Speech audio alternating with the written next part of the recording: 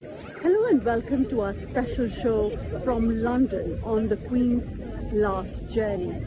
The queues to pay respect to the Queen are relentless despite the length and the hours. In this report, we find out what lengths have people gone to do so.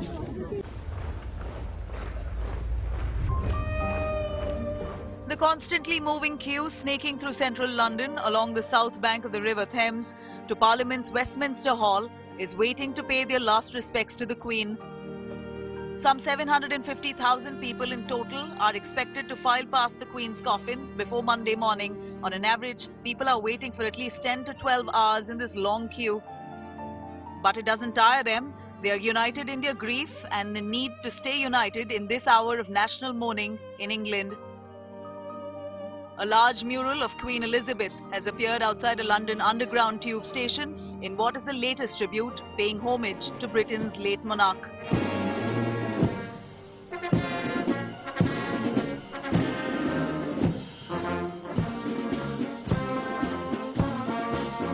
Queen Wall mural on the streets of West London here in Hounslow, made by Jignesh Patel and Yash Patel, and have known them from before. They made Modi ji's bubble wrap painting as well and got themselves into Guinness Book, and now getting a lot of attention for the wall. They're bringing the Queen to West London forever.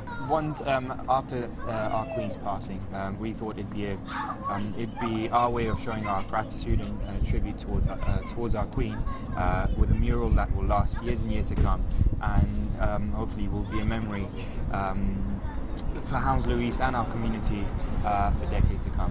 What do you think about the mural? Go on, tell me. It's lovely. Yeah, really it's nice. really good touch. Really good touch. That's never happened before. No. Yeah, well, obviously not, but Yeah. I've never seen any kind of royal here. But yeah, it's really nice. Who painted? People like this are just coming along to see this beautiful mural painted on just a residential area across the Hounslow East station.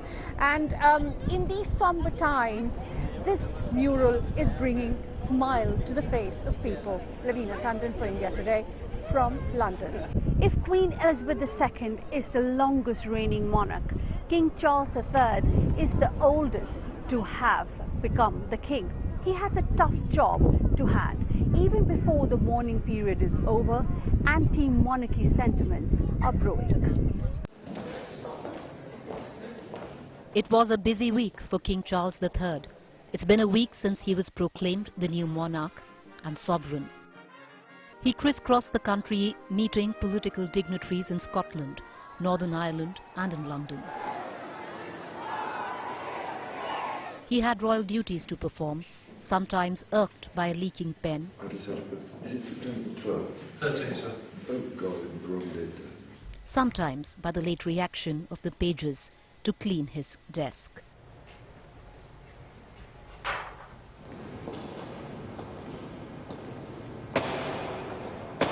The Queen Consort tried to soothe the rough feathers, but he was a man under stress and grief. Mourning with his siblings the loss of his mother, but in the very public glare. Every move scrutinized and criticized. Her late Majesty pledged herself to serve her country and her people, and to maintain the precious principles of constitutional government which lie at the heart of our nation. This vow she kept with unsurpassed devotion. She set an example of selfless duty, which, with God's help and your counsels, I am resolved faithfully to follow. It's no easy task. The challenge is to keep the royal house together and the monarchy relevant. Times have changed and voices of dissent are simmering. Scotland is waiting to decide on its future. 6 months ago, we were coming out of the pandemic. Nicola Sturgeon was riding high. She was being given credit for her handling of it. Not all of that was deserved, but she got that credit. And I think that people felt, yes, well, maybe now is the time. Since then, with the cost of living crisis, with the new Cold War that we are seeing with Russia, people are starting to think again. So I don't think it has momentum behind it, and I certainly don't think that what's happened in the mourning of the late Queen Elizabeth will have changed that. On how from the earliest days the royal privileges are the glaring differences that the subjects of Scotland find irrelevant in the 21st century. That, you know, if my parents had died and they were in a house worth £1 million, anything over £350,000, I would have had to pay tax to the government. Everybody does. And he's been made the king. He's been made the king. Billions of pounds of assets have transferred ownership, and there is no taxation. Now, people can argue whether that's right or wrong, but an awful lot of ordinary people will go, exactly. Is what they'll say. They might not say any more than that, but the fact is that's something which is registered with them. In the British Empire's former colonies, Queen's death has brought complicated feelings to the surface, including anger. In Kenya, memories of the empire are still raw for many. I myself, as a freedom fighter, I would not celebrate or mourn the death of Queen Elizabeth II. I would mourn the death of the Queen Elizabeth II if she stopped the British people to come here and fight the Mau Mau. Because those people, they took our land. In another African country, Zimbabwe, that shared a turbulent history with its former colonial rulers, congregants at the Anglican Church paid respect to Britain's longest-serving monarch, while others outside chose not to take part in the ceremony and criticized her legacy in Zimbabwe over her 70-year reign.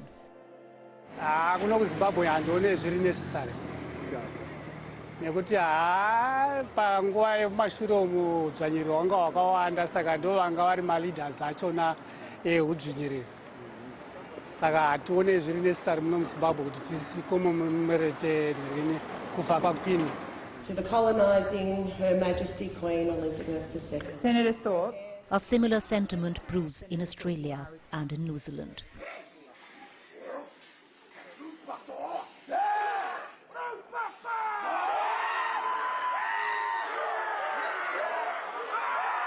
it's not as such anger. Perhaps we're more just fed up as a people.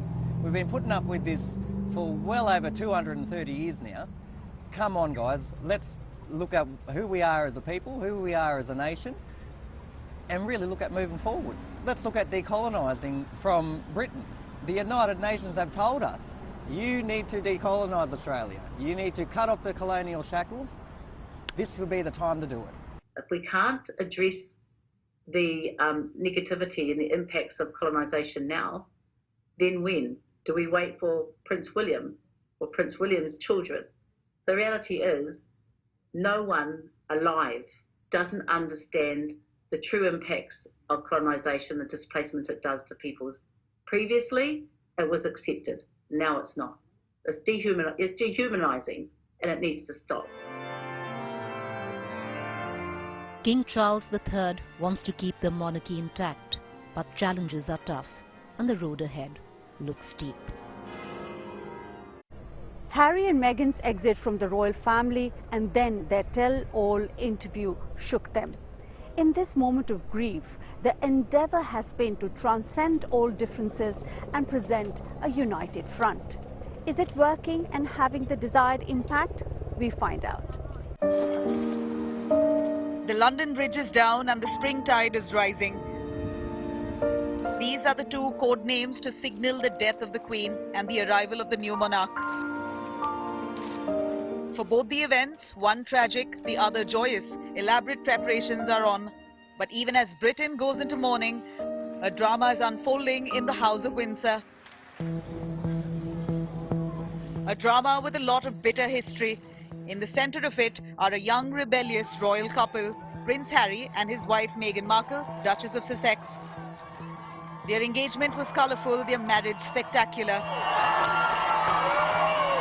But what happened in the months after that was nothing short of a royal scandal. We'll get there in just a bit. First, let's take a look at what happened after doctors at the Balmoral Castle in Scotland declared concerns over Her Majesty's health. Harry and Meghan happened to be in the United Kingdom for a charity event. Well, good evening, everyone. It is very nice to be back in the UK. As soon as news came out of the Queen's fragile health, reports were that both would travel to Scotland. But in the end, only Harry went up to Balmoral. Curiously, Prince William too landed in Scotland without the Duchess of Cambridge, Kate Middleton. Instead, Kate was photographed leaving by car to pick Prince George, Prince Charlotte and Prince Louis from their first day at Lambrook School. It's no secret that the British royalty has been one unhappy family driven by egos and complicated relationships.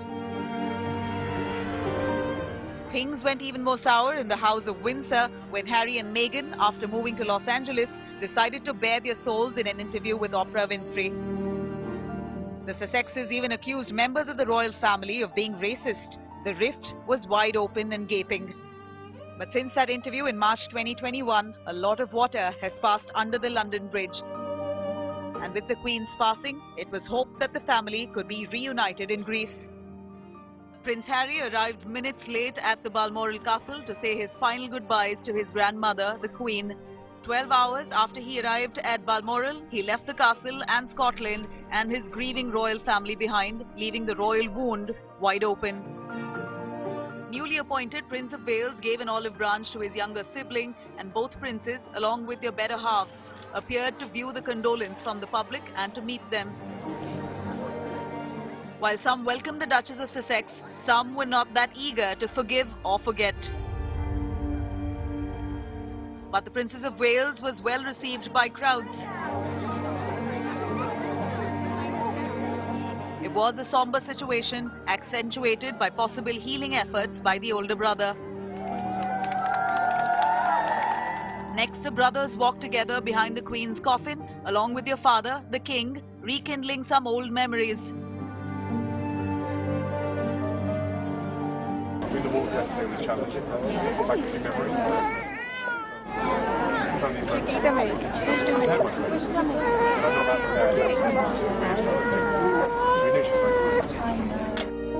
The grief and the funeral for the time being seems to have put a bandage on the gaping wound in the House of Windsor.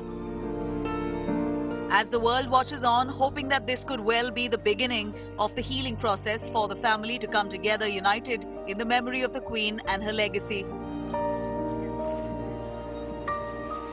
Worth billions, the crown jewels have always been the talk of every royal event. What Kate Middleton and Meghan Markle wore in the procession for the Queen from Buckingham Palace to Westminster Place is also attracting a lot of attention.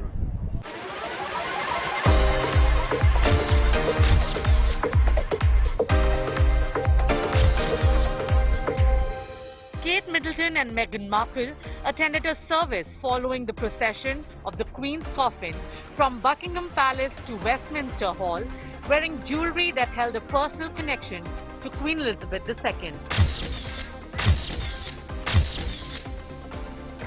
Kate wore one of the Queen's famous brooches, the diamond and pearl leaf brooch that reportedly was loaned to her in 2017 by the late Queen.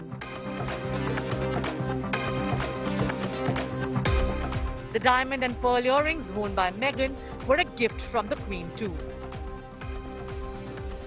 Queen Elizabeth II gifted these to her before the royal engagement in 2018. Meghan also fondly described this to Oprah Winfrey in an interview about how she was gifted those by the then Queen in the train on the way to the engagement.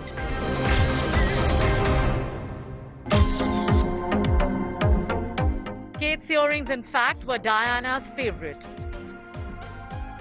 They are called Collington pearl drop earrings, and both have been spotted wearing them in the past.